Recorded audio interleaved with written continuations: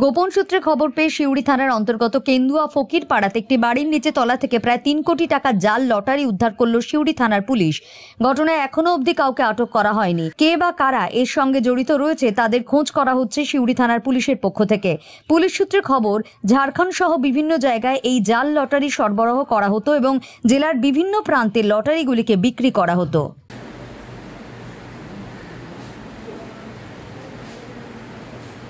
একটা ভিডিও যদি মিস হয়ে যায় কোনো রকম।